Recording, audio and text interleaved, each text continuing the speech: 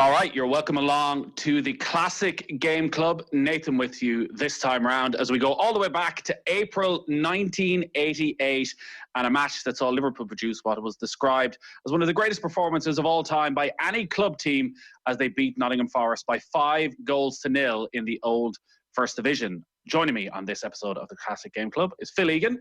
How are you keeping? Very well. How are you doing? Very well. And Stephen Doyle, who is, as always, looking resplendent and got a nice little collection of jerseys and scarves in the background. Yeah, go for the hipster man cave look here, Nathan. So I hope it takes everybody's eye off the crappy wall I have behind me, but there you go. So we all spent last night watching back this game. For context then, this match from a personal point of view, I had this game on VHS when I was about 9-10 years of age. And growing up in the west of Ireland, there weren't too many TV channels. So I probably watched this game about 50 times, but hadn't watched it, I'd say, in 25 years. So I obviously had this nostalgic sense of what I thought it was. And then watching it back last night, the reality of what it actually was. Like, one of the things I thought about this game in my head was that Ronnie Whelan ran the show in the middle of midfield. And then I watched the match back and it turned out Ronnie Whelan wasn't even playing. And it turned out Nigel Stockton was the man very much running the show in the middle of midfield. So this is a game I think that stands out for a lot of people. We'll get to some of the reaction that we already got online from people who were also watching it back, because I think it's a game that a lot of people remember because it was live on the television as well on a Wednesday night at 7:30 as Liverpool were closing in to the title. There's a lot of similarities with what has happened this season, not just probably when we get into the game and the style of football. Liverpool had started the season 30 games unbeaten. They were very much closing in on the title. It was just a matter of time. And they had this great rivalry. It was Kenny Dalglish against Brian Clough. It was the third time they've met each other in a matter of weeks. Forest had won a league match at the City Ground. Just 4 days earlier, Liverpool had beaten Nottingham Forest in the 1988 FA Cup semi-final. And this was a clash, not really of two teams going for the title because Liverpool were well ahead, but Forest were a quality outfit. And they were absolutely ripped apart in this game. And Liverpool went on to win the title just a matter of weeks later. The Liverpool team I'll run through first. Grobbelaar in gold, a back four of Nicol, Hansen, Gillespie and Ablett. In midfield, Houghton, McMahon, Spackman and Barnes, and then Aldridge and Beardsley up front. Not a bad old starting 11 that Kenny Dalglish had to work with there, Phil. No, and you mentioned the game that they lost at the City Ground. He actually left Houghton and Beardsley out for that one, and he brought them on. But this was the same 11 that he went for that Cup semi-final, which they'd won the previous weekend.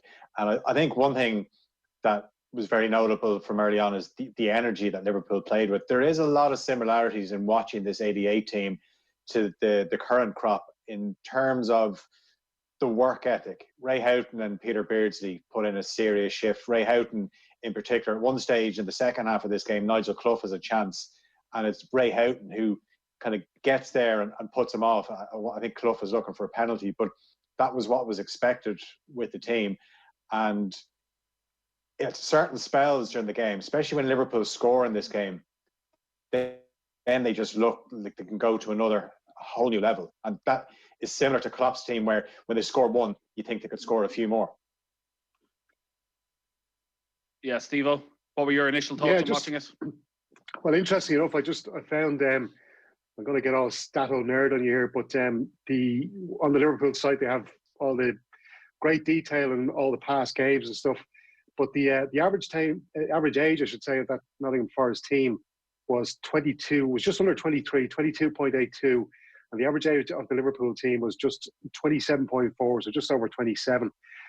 And I think as the match wore on, the differences between the average ages in those teams kind of showed. That Forest team was being rebuilt at the time by Brian Clough. But, well, they really had some good players there. And while Liverpool are lauded for putting on one of the great performances of the century, that Forest team weren't bad either. And there was flashes of the likes of young Gary Crosby, Nigel Clough, Wilson in midfield as well. I thought were all very good, but I just thought it was definitely worth noting the difference between the average age, because that Liverpool team really was, either at its peak or just coming to its peak. Yeah, it was a sensational Liverpool team, and it finished 5-0 at a time, I think, when maybe 5-0 wasn't that regular a result. Goals weren't quite as plentiful. but it could have been 8 or 9. Like, the Forest goalkeeper was probably man of the match. Well, Motson actually says in his commentary, doesn't he, towards the end, he notes that the COP are starting to sing, we want 5, we want 5.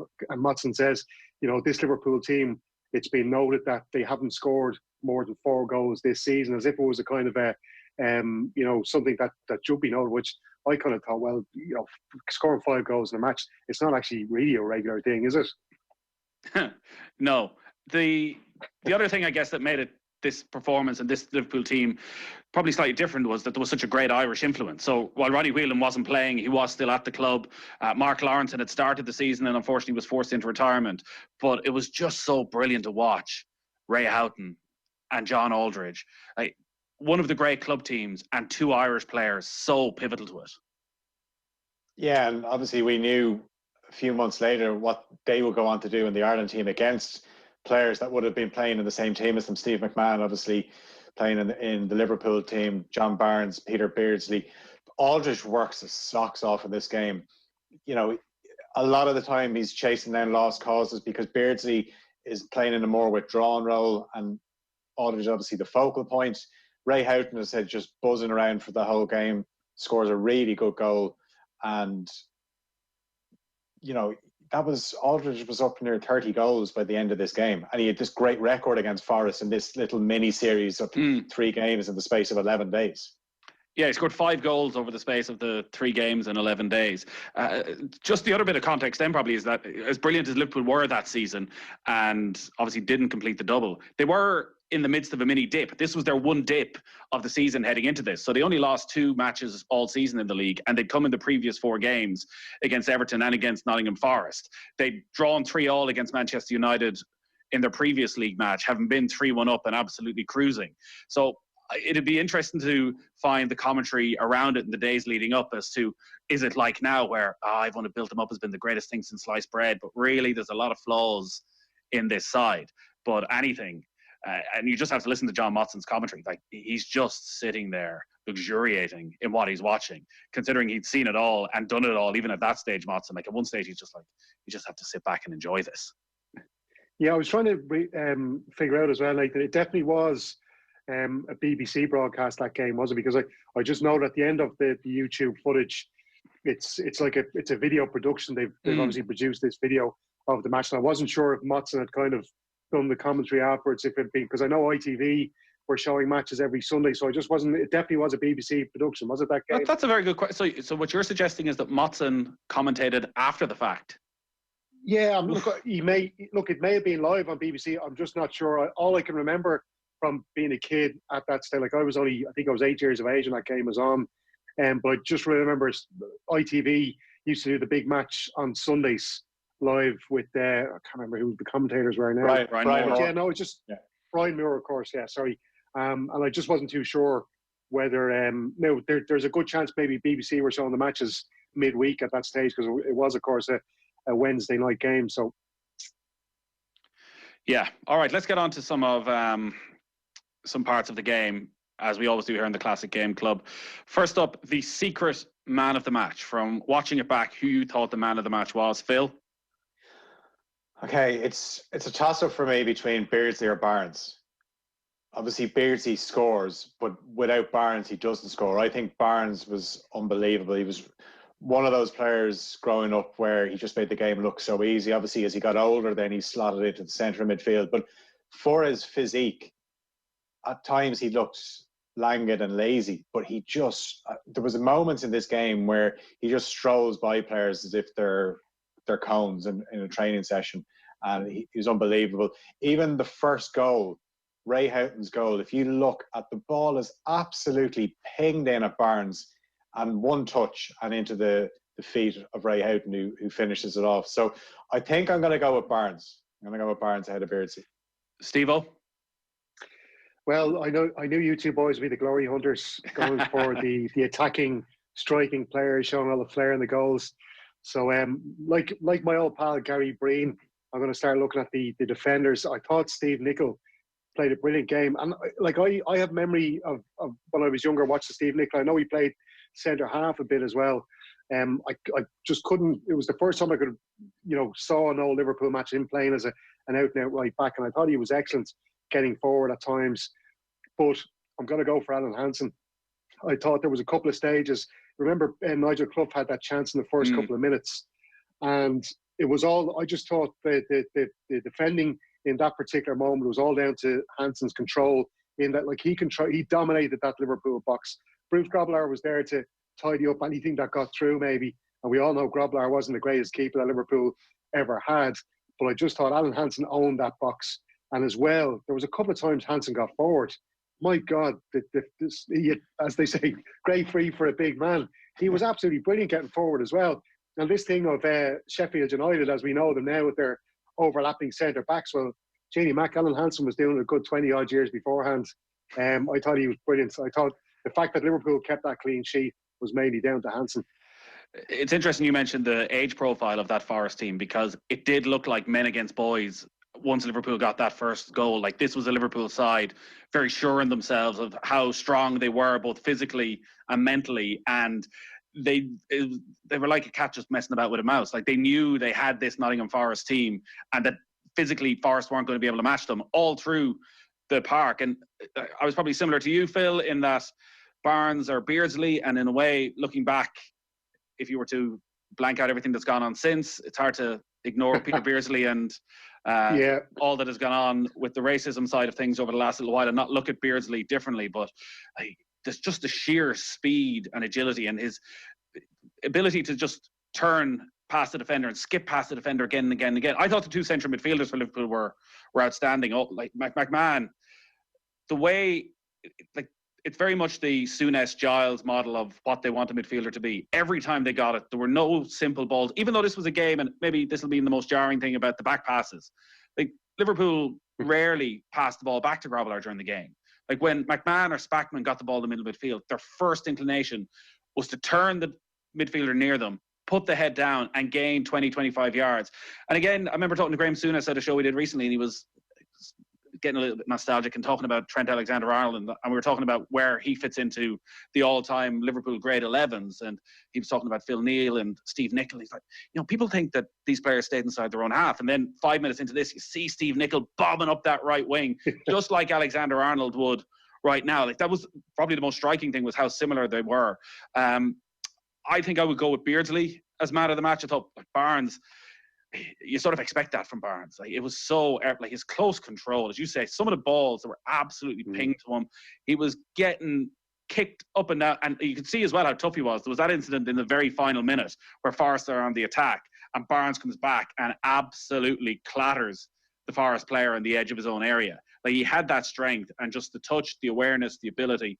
Like, he was on a different level, I think, overall to everybody on the pitch that day. But Beardsley was the one. His energy seemed to be the difference in terms of just sparking Liverpool in and around that final third. So I don't know if we have an agreement there, but it was hard. It's one of those games hard to pick a man the match.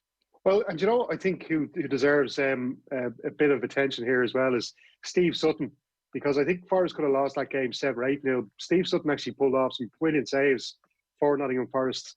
I thought he was really good. Like, you couldn't really have a go at him for any of the goals that he conceded, but I think the saves that he made should definitely be acknowledged. I thought he was really good. Yeah, again, it just shows the golfing class that was there, that the Forest keeper, despite letting in 5, was probably their best player on the pitch. In terms of moment of the match, Stephen? I'm actually going to go for John Barnes. I thought sorry, I had it written down here. It was the second goal, and Barnes basically won possession to start that move, and it was down kind of around the left back position. I can't remember who he won possession off again, but he just clattered it to somebody and then released Beardsley to set up John Aldridge for that second goal. And I just thought that really, it kind of put down a mark, although they were 1-0 up and it was a brilliant finish from Ray Houghton for that first goal. I just thought that Barnes's tackle and the pass just kind of set the tone for the rest of the game then, because Matson does allude to it, refers to it quite a bit. Liverpool's work rate, not just the players at the back, but how the attacking players were, had a great work rate in getting back and helping out with the defence. I just thought that moment of Barnes clattering the Forest player, winning back the ball, and then setting up the second goal was just phenomenal. Yeah, I think I'd go for that second goal as well. Probably just a slightly different part of it, which was Beardsley's ball. Like, pretty much a no-look pass. This was, I think I saw someone comparing it to Kaká in the 2005 Champions League final. Like, the way he was able to bend it around the defence and the touch then and the finish to match. But it was just the vision of Beardsley. Like, it was a perfect team goal. But there was so many perfect goals. Like, Houghton's goal, the finish for Houghton's goal, reminded me in a way of almost Michael Thomas a year later for Arsenal. Like, very similar to the way he just glides past the tackle and a lovely little dinked finish. I thought that was brilliant, and also obviously Barnes for Beardsley's goal, where there's a little nutmeg and like just the way he glides them past the second challenge. And all of those Liverpool players played with their heads up all the time. Like, Barnes was always going to pick out the right pass. Like, there were so many. Like, we keep talking about Steve Sutton. There was 5 or 6 more efforts that if they'd gone in, would have been the moment of the match and would have been the goal of the game in a game of exceptional goals. Only they were denied by the post, or they were denied by the brilliance of the Forest goalkeeper. But I think Beardsley's ball for the second goal was probably my moment of the match. You kind of touched on my moment of the match there with Barnes for the Beardsley goal, because it's late in the game. He's in the corner. He's been stood up by Steve Chettle. Actually, another thing that you noticed watching the game was quite tall fullbacks for Forest, Chettle and Stuart Pearce, and even Liverpool had Gary Ablett and Steve Nicol. So how the game has changed. But the fact that he has Chettle there, you kind of know what he's going to try, but he still does it and puts the ball through. And you see the cop, you see the excitement on the Liverpool supporters' faces when Barnes puts the ball through Chettle's legs. Then another tackle comes in, he gets away from that, and then has the presence of mind to put it on a plate for Beardsley. So that for me was the moment of the match. And I know you could say at that stage the game was wrapped up, but that was just the champagne moment. In terms of go on.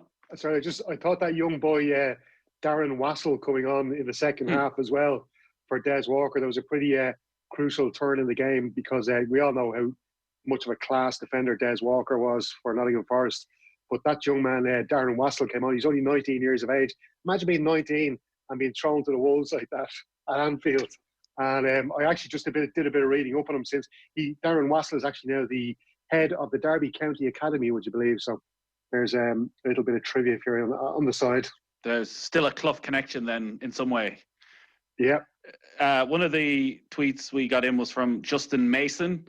If I can get it up on my phone here, who said, "Remember watching this on Sports Night on the BBC that night. I was 10 going on 11. Love this team. Barnes, Beardsley and Aldridge. Was our third game against them in 10 days. 2 undefeated at the City Ground on Easter Saturday. 2-1 victory at Hillsborough," which he said was the day of his grandfather's funeral, unfortunately. But he remembers going in to watch it afterwards. Love that Liverpool side.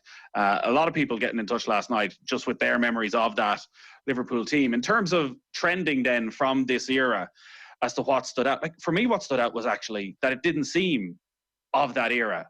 Like on the Classic Games Club, quite often you go back and we did the 1990 All-Ireland football final between Cork and Meath a couple of weeks back, and it felt like a different sport. Like the thing that stood out for me was how similar this Liverpool side were to this current Liverpool side or any of the great Premier League teams, in that they were so high energy, pressed high, never gave anybody a second on the ball, and out and out attack. They aim whatever way possible, much like this Liverpool side now, where they can go long and they'll try and throw the ball up at the back and not let defences out. Like you saw, even Barnes would get the ball sometimes inside his own half, and he just hoof it forward because they know they try and win that second ball and just sweeping forward again and again. Like there was obvious things like the jerseys were a little bit looser, but even those Liverpool players, like Barnes was, like, for his day, what an athlete. The shorts were a bit ropey at times. They were quite, you wouldn't want to be attempting a slide tackle in those shorts because you wouldn't know where they'd end up. But I think even watching the game, I thought to myself, how much, like, as good as they were, they could have been even better if that pitch was the carpet it is now. And Anfield has always been regarded as one of the better pitches throughout the years, and it was even back in 1988. But the current pitch now, could you imagine what that 88 team would do playing on a carpet? I have to say, just speaking of the pitch as well, and on the trending thing, I just noticed Steve Sutton, at one point he was taking a goal kick and he did the old, digging the toe into the turf. And you never see goalkeepers doing that anymore. Like I remember even as a kid, I used to stick your toe into the pitch, just try and make a little mound. But of course, see goalkeepers don't have to do that nowadays. Just on the trending thing, I actually thought the slim fitting kits, I thought, absolutely bang on. They looked amazing. The mullets, there was a lot of mullets going around. Ray Houghton, Steve McMahon, even the referee had a magnificent looking mullet, I have to say. I thought he looked the referees back then you would have thought would be a bit more old school with their back in size, but referee looked a bit more like Jerry Francis in his heyday managing QPR. Just the other thing as well, I remember at one stage Motson mentions Hugo Sanchez at some point. I was like, oh wow, that takes me back as well. Hugo Sanchez, and he was talking about how Leo Beenhakker, his manager at the time at Real Madrid, had said that he'd scored a spectacular goal for Real Madrid, and we might as well end the game now. But just a couple of little things I noticed. Also, the Panini stickers ad as well on the side of the pitch. You don't see that anymore. Yeah, the Hugo Sanchez, was he the king of the overhead kick? He was indeed, yeah. Another obvious thing from the trending side, which we touched on, was the Irish player has been such a key part of great teams where we've few, if any, Irish players playing for top 6 clubs at the moment. And like John Aldridge, I know people do appreciate him, but the credit he deserves for what he did that season, overshadowed obviously by the fact that he missed the penalty in the FA Cup final. But he's coming into a Liverpool side. I know he'd signed midway through the previous season, so he'd been there with Ian Rush. But Ian Rush leaves that summer, having scored 40 goals the previous season. Imagine the pressure John Aldridge was going to be under to try and deliver for a team constantly challenging for league titles. He goes and scores in his first 9 league games, every single one of them, and finishes the season with 26 league goals. Like, for an Irish player to do that, and I was doing recently the leading Irish scorers in top flight English football, and like Aldridge is well up there. I think he had 88, but really he only played 4 seasons, because when Rush came back, they were in and out, and he struggled to keep his place in the team all the time. But I just think Aldridge, maybe because his spell at Liverpool was quite short, maybe doesn't quite get the level of credit. Like, for an Irish player to deliver in such a team in that way, I just think is exceptional. And if you think about it as well, being from Liverpool, he would have wanted to achieve the great things as a local lad. So sometimes the pressure of that can actually be a burden, but he embraced an unbelievable season. Another thing you mentioned earlier about the back pass, I thought when I sat down to watch the game, I thought, the back pass is going to be used a lot, but it really wasn't. And because you think back to, say, the 1990 World Cup, the end of our game against the Dutch, it's ridiculous how much you just roll it out, kick it back, roll it out, kick it back. But there was really none of that with the back pass rule, even an option in that game. And then again, would you want to give the ball to Bruce Grobbelaar? At times, I think one of his first bits of distribution in the game, he gives the ball away. You gave to Stuart Pearce. But just on the Aldridge thing as well, Nathan, I was actually watching it feeling a little bit frustrated as an Irish fan, because the finishes, especially his first finish, was just sublime. And I'm just thinking, how did he only score 19 goals for us? Well, we all know he only scored 19 goals for us. But I just think watching Aldridge in his pomp playing for Liverpool, it's a little bit frustrating as an Irish fan. Even watching Houghton and knowing what Whelan could do as well. Obviously, we all know the history and the success that Big Jack had. It's only when you watch the players, I think, back at their club level and you see what they were capable of. And obviously, it's a totally different scenario. Liverpool are one of the greatest club sides of all time. But, geez, they could have played some real quality football. In terms of the most jarring thing from the game? I had a couple noted there, actually. The fact there was no co-commentator, I thought was a bit odd. Nowadays it's got to be, you'd even have maybe 2 or 3 co-commentators on some stations. Proper order, Steve-O. More time for the commentator. Yeah. That's who the people really want to hear from. The other thing as well was no clock and score on the TV screen, and you're kind of going. And I noticed that Motson, every kind of 5 to 10 minutes, he'd give a score update and a time update as well. And the other thing, there was very few, like now the whole thing about watching a Premier League game in any league, the whole part of the drama of watching a football game now is seeing what the manager is doing on the touchline. And I was dying to get a look at Brian Clough during the match, because there was even a stage at once at one point during the match when the cop started singing, Cluffy, Cluffy, what's the score? And I was like, I really wanted to see a cutaway of Brian Clough. Now, there was a couple of Kenny Dalglish towards the end, but I just thought, wow, we're so used to it nowadays, seeing like Pep Guardiola, Jurgen Klopp marching up and down the sideline. I just thought it was a bit odd that we couldn't see that during this game. Yeah, funnily enough, that is exactly what I have as well as my most jarring, because I was even trying to look back to see was Clough at the game, because you would have thought he was such a totemic figure, and like that you would want to see his animation on the sideline. Even the couple of clips you saw of Kenny Dalglish I thought were interesting, because he was far more animated than I remember Kenny Dalglish being. He was far more emotional. Like you could see how angry he was getting, these roaring abuse at the players. But I would have thought, as you say, maybe it's the way the conversation around football has changed completely, that it's as much the off the field as the on the field, and the drama of the managers, that there was little or no talk about Dalglish and Clough even during the game. Like, this wasn't set up as, these two legendary managers coming head to head. It was not, just let the players get on it. It was, totally in contrast to what we see now. You can blame Jose Mourinho for that. But I think as well, at one stage, Kenny Dalglish is in the dugout and Copper walks by him, and he always gives him a look as if to say, "What are you doing? You're getting in my way." Just something I noticed, where obviously, because of the way the dugout is, it's a little bit down on the ground, so a Copper walking across you, or anyone walking across you, is going to have an impact on your view as well. I don't remember yellow cards being handed out. There was very few free kicks, and that's not like nothing to do with the fact that people say, men were tougher back then. And it was just the fact that two teams wanted to play football. There were two teams that played football in the right way. As you said earlier on, Stephen, the average age of the Forest team was 22. So, Brian Clough was trying to develop them and get them to play a certain way. Obviously, Liverpool were all about pass and move. So there was very few fouls in the game. The other thing as well, actually, it might be a little bit obvious, but player physiques back then, when you look at players nowadays, like that was something that really struck me as well, is that like even Jan Molby came on in the second half, and you're thinking there is no way he would get near a second division, a League Two team nowadays, never mind playing in the top flight. Ready for Euro 88 he was, by the way. The Danish manager was there to look at him. Yeah. And another thing that stands out when you're looking back at that era is how brilliant Liverpool were in the transfer market. And I know it's well known about what they did in the summer of '87 when they buy Houghton, Barnes and Beardsley, and like they get Barnes for 900 grand.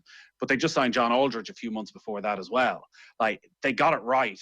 They sold Ian Rush, and they brought in three outstanding players that brought them the championship and should have probably brought them to double. Like, the impact those players all had coming into his side. We're talking about the pressure on Aldridge. Like, for those three players coming in, a couple of them from lower league teams, to settle in and suddenly become some of the best players in the world. Maybe again, it's the power of Dalglish, or just the brilliance of the recruitment system.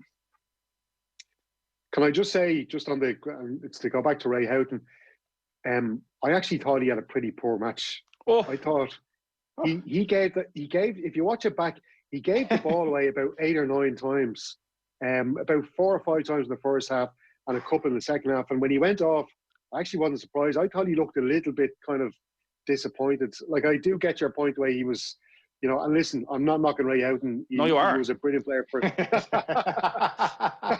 That's exactly what you're doing.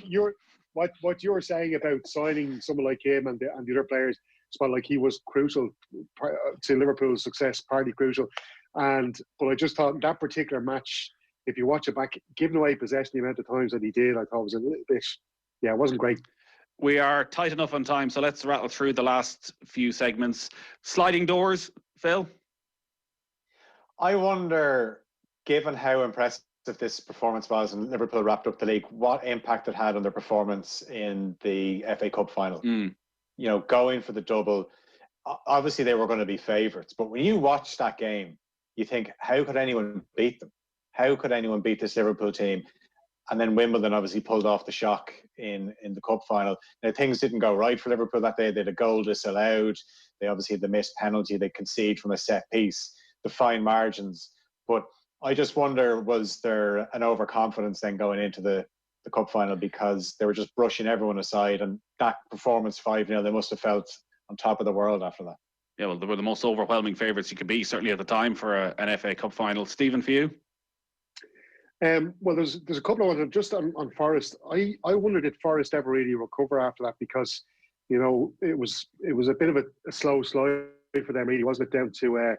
Down to relegation over the next few seasons. And I think they finished 8th the following season. They never really kind of got back to the great heights that Brian Clough took them to in the 80s. The other thing I was wondering is, I think somebody mentioned it in one of the replies to me on Twitter, was just that Liverpool team would have gone into the European Cup the following year in a normal year. We all know they were serving that European ban at the time, as all English clubs were. But imagine that Liverpool team going up against that great AC Milan team of the late 80s. Like, we were robbed of what could have been a couple of great European years. I think PSV Eindhoven won the European Cup in that particular season. Great team. They had Ronald Koeman, Wim Kieft, players like that. But you would just wonder, what would that Liverpool team have done if they'd come up against AC Milan over the next couple of seasons in the European Cup? Yeah, that was my sliding doors moment as well, that if Liverpool had been playing in Europe, we might look at this team differently. Greatest league performance maybe they ever put in up until maybe recent times. But when you judge Liverpool sides and their greatness from the 80s, it's all around the European Cup. And actually, with the exception maybe of Hansen and Barnes, probably none of these players get into their greatest all-time 11 because they didn't do it in the European Cup because they weren't able to. So, yeah, you would wonder just how they would have got on. Like, imagine a European Cup final between Liverpool and AC Milan. In terms of reaction, well, the one standout piece that everyone remembers is the Tom Finney comment, who said it was the finest exhibition I've seen the whole time playing and watching football. You wouldn't see it better than anywhere, not even in Brazil. Actually, if people haven't watched it, they should go back and watch, because the Tom Finney clip comes on at the very end, and it's actually a lovely moment just to see Tom Finney talking about the game like that. Also, John Aldridge's famous quote, which I thought was a little bit, maybe a little bit overcritical of Nottingham Forest, because they weren't absolutely terrible. Liverpool were brilliant, but that was the famous John Aldridge quote. He said, "It was the most perfect performance you were likely to see. We battered them. They were lucky to get nil, to be honest." The Forest chairman, and even going back to what you said about Europe, Maurice Roworth said no team in Europe would have stood a chance tonight, is what he said about Liverpool's performance that night. Yeah, definitely a fair point. Just on the reaction thing as well, was it interesting to see all the fans running onto the pitch GAA style? Yeah, and not getting battered for it. Yeah. So in terms of whether this is overrated or underrated, well, I guess if you're going by Tom Finney's description of it, it's going to be hard to live up to the finest exhibition I've seen the whole time. But watching it back, 32 years later as it is, Steve-O, does it stand the test of time? Well, far be it from me to go against a knight from the realm like Tom Finney. But I don't. How do you judge a classic match? Do you want to see two teams playing brilliantly in a tight game, or is it all about just one team playing fantastically well?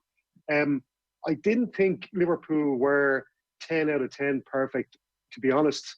I thought 9 out of 10 and Ray Houghton is what you're saying. Yeah, maybe. Maybe. Look, Joe, what? As a match, I'll put it into context here, right? When I was going to, I think I did a Liverpool, it was a match earlier on the season for us, and I was listening to one of the Liverpool podcasts, and there was a diehard fan speaking on it, talking about the recent Leicester City game that they just played this season in the Premier League. Now, he was saying that the Leicester performance was the best thing he'd seen best game he'd seen Liverpool play since that Forest 5-0. Now, when you put those two matches side by side, I'd probably go for the Leicester City performance. I thought, unbelievable. So it's interesting, I think, to measure those two performances maybe beside each other, different eras, different teams, so be it. But I would just say, just maybe slightly overrated. Oof. Just slightly. Phil? Yeah, no, I can see where Stephen's coming from, because I think there is moments in the game, there's especially that spell after they get the second goal, or even before they get the second goal, up until half-time, Liverpool are in they're playing quality football. There's no stopping them. And then there is little lulls, but that's kind of what the Liverpool team of now does, where they take the sting out of games and then they ramp it up and then they look irresistible and unbeatable and untouchable. So I can see where, like, when you turn on the game, what are you expecting? It's very hard to put in a full 90-minute total football performance. So, you know, I don't think it's overrated. I wouldn't say it's underrated. I'm going to just kind of sit on the fence in this one and just urge people maybe to go out and have a look at it themselves and see what they think of it. Yeah, I think it was right up there in terms of performances, considering it's 22 years ago. To say I think it more than matches the style of football that we see now. And all right, it's around the time of Jack's Army, and we were brought up in a diet of pretty shocking long ball football at times. And there was brilliant football being played around Europe, certainly what AC Milan were starting to do. And I think what Liverpool showed that they were more than a match for that their style of football was as good as any team.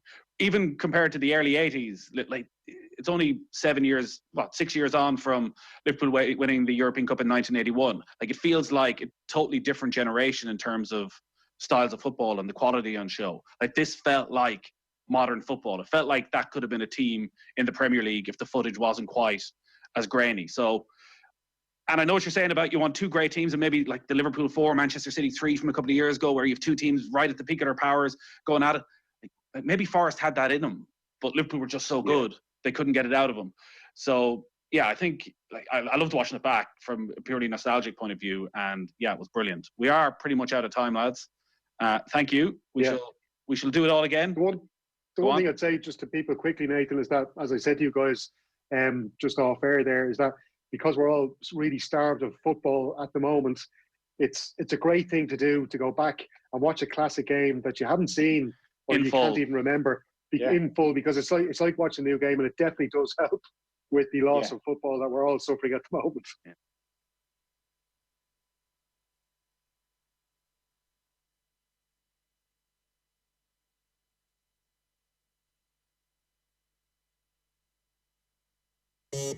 Football on Off the Ball with Paddy Power, the greatest football partnership since Jeff and Heskey. You're very welcome back to Thursday's football show. Nathan Murphy with you. You've just been listening to the Classic Game Club. Myself, Stephen Doyle, and Philip Egan, going back in time to April 1988. Liverpool 5, Nottingham Forest 0. It's all up on YouTube. You should go and have a watch back. It was a stunning performance from Liverpool. Lots of reaction to that. We'll get to it. But I'm delighted to be joined by the man who opened the scoring that night and very much a key part of that Liverpool title winning side. Ray Houghton, good evening. Good evening to you. How are you keeping? Yeah, very well, thank you. Yeah, stuck indoors like everyone else, just keeping yourself nice and safe and healthy at the moment, Nathan. Yeah. The right thing to do, I think, at the moment. Not much else to be doing. Do you go back in time when you have these weeks and possibly months to yourself and go on YouTube and watch the great Liverpool performances? No, I don't. No, I'm not Ray. one for looking back at my own performances, to be honest.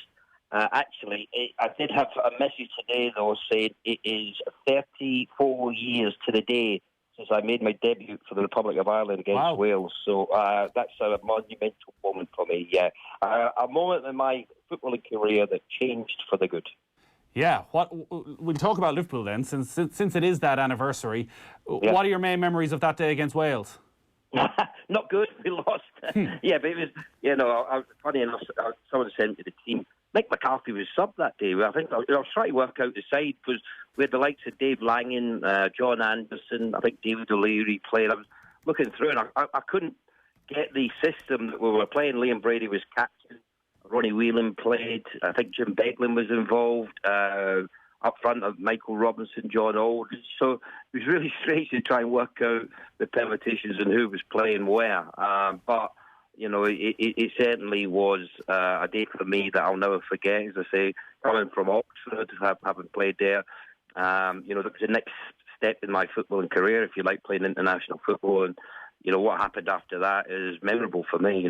The clubs that I played for, and obviously the 73 games that I played for Ireland, the European Championships, World Cups, things that you never thought you would do. Ray, we just have a problem with your phone line there. We'll give you a call back if that's all right.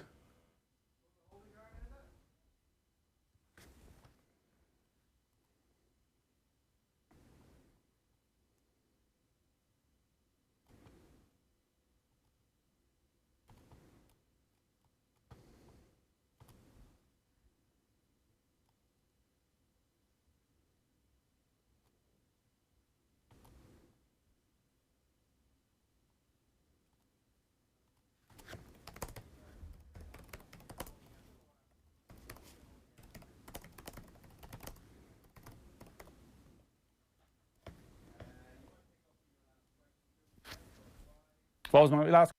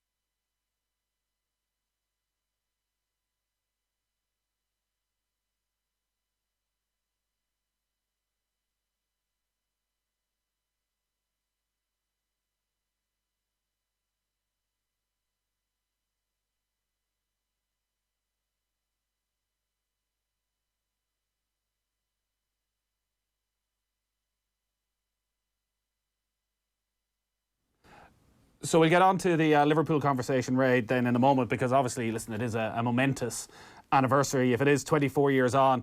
Your memories of that day, that was obviously Jack Charlton's first game in charge of the Republic of Ireland. Did you know much about Jack coming in and the type of personality he was?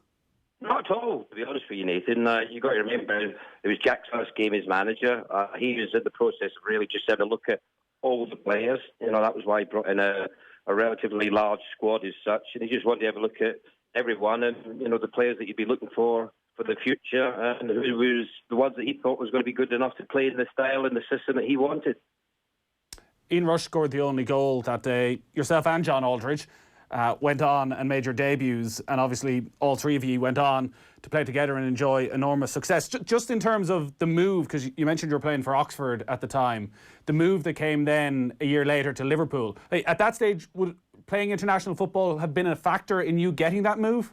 Oh, undoubtedly. There's no question about it. I'm sure there was clubs who'd been looking at me while I was at Oxford, because we were reasonably successful for a very small club. That season we won the League Cup. We kept ourselves in the top division. So we played some decent football. There was, scouts coming along to watch John and myself, amongst others, at the club. But there's no doubt, getting international football, being involved for, 18 months or so before I made my move to Liverpool certainly helped, because it builds up your confidence. You get great belief playing international football, play with top players. I mean, actually, I was playing with Paul McGrath, Ronnie Whelan, Liam Brady. Liam, as I say, is one of my all-time favourite players for Ireland. I think he was absolutely sensational. So to come in and play at that stage with that calibre of player was absolutely brilliant. And there's no question that it improved me as a player over the coming months, years before I got my move to Liverpool. That performance against Nottingham Forest was in some ways seen as the peak of that side. And three of the crucial players were yourself, Peter Beardsley and John Barnes, all of whom came in together in the summer of 1987. John Aldridge had arrived just a few months beforehand. Liverpool's recruitment at that stage was just off the charts. To bring three players into an exceptional team already, and you got to hit the ground running. And for every single one of them, John Barnes goes on to become Footballer of the Year that year. Did you get the sense the second you started pre-season training that this was going to be something special? Well, as it happens, Nathan, I didn't come into the October. I mean, I was the last of the four. John came in the January. He left Oxford in January because Ian Rush was on the way out of Liverpool. That was his last season. And then Liverpool obviously had to try and bring players in to compensate for Ian's move. John Barnes talked about this regular. When he came from Watford to Liverpool, he believed he was going to be playing as a centre-forward. He didn't think he was going to be playing as a left-winger, because at that time, I don't think they brought Peter in. Peter had came in, I think, a week or so after John, and obviously he was going to play in the centre-forward role. John's asking the question, well, where am I going to be playing? On the left wing? And that's where Kenny said, yeah, I think that's where you'll be playing. And he was saying, well, the way that Liverpool have played over the years, you don't really play with out wingers, so how do you see me fitting into the team? Well, let me tell you, seamlessly. The way that John got into the Liverpool team straight away, his performance level from day one was off the charts, as good as anyone I've seen in a long time at Liverpool. And I came in October, and it was very easy. When you're coming into a club with the players that Liverpool had, was so comfortable, because everyone was as good as you, if not better, in possession of the ball. So you always had options. You always had players who you could give the ball to. They started the season very well. I think we went on that season to go, 29 games unbeaten. Yeah. I think the 30th game was against Everton, which I still think is a Liverpool record. I mean, even this season, which has been absolutely outstanding, they didn't go 29 games unbeaten from the first game of the season till when they've had the first loss away against Watford. That's how long we went. And we lost to our great rivals, Everton 1-0. I think it was Wayne Clark that got the only goal of the game. But it was a sensational side to play in. And it's the only time, Nathan, I can tell you in my 20 years as a professional, there was 3 seasons at Liverpool where you were going into games and it wasn't how many you were, if you were going to win, it was how many you were going to win by. Right. And that wasn't arrogance, that's just how good they were. How did you get that balance right, though? Because it could easily turn into arrogance and you end up getting caught out. Like, how did you make sure actually there was that relentless nature there to keep it going? It was the coaching staff, the manager. They never allowed you to, sit back on anything that you'd done. They were always pushing you. They were always trying to get the best out of you. They were always challenging, whether that would be in training, whether it be in matches. They were always looking for even better, one game to the next. Yeah, you done that last week. This week you've got to be even better, and you've got to be even better. I mean, it was even like at the end of the season, when I got my medal, a cardboard box came into the changing room and Bronny Moran would just throw the medals around. Did you play enough games yet? There you go. Well done. Go home and put it in your trophy cabinet. Forget about it because it's meaningless for the start of next season. That was their attitude. Their attitude was all about, it was all about the next game. Yeah. Right, we need to win the next one. They were always pushing you. They were always putting you under pressure to be even better, game after game after game. It was relentless, but it was in a good way. It was always for your benefit. They always wanted you to improve as a player, improve as a team. And that's why we got the best results. A couple of things sort of stood out watching it back. Firstly is it didn't feel that different to modern football and the great modern teams, the way that Liverpool side played. In comparison to, I think, if you watch back, say, football around 80, 81, like that does feel like a different generation. Like Liverpool, the way they got the ball down, the way they tried to press high and win second balls and not give the opposition a second. And obviously there was like Steve Nicol bombing up the right-hand side the way Trent Alexander-Arnold would do now. And the other thing that stood out, I thought, was the physique of some of the players. That, like John Barnes looked like a modern-day footballer. Like he was agile, he was strong in all the right places. He could do a little bit of everything. Like you mentioned him there and just how good he was. Like, yeah. I think people remember the goal against Brazil. Remember he got into that Premier League era. Like it's hard to compare generations. But like, was Barnes of his time the best player of his generation? Well, he certainly was the best player at Liverpool when I was there. That goes without saying. His first 3 seasons, he was absolutely unplayable, absolutely dynamic. He could do everything. You just, talked about his upper body strength, how quick he was over the ground. Not only was he a goal maker, he was also a goal taker. Have a look at his record as far as scoring goals were concerned.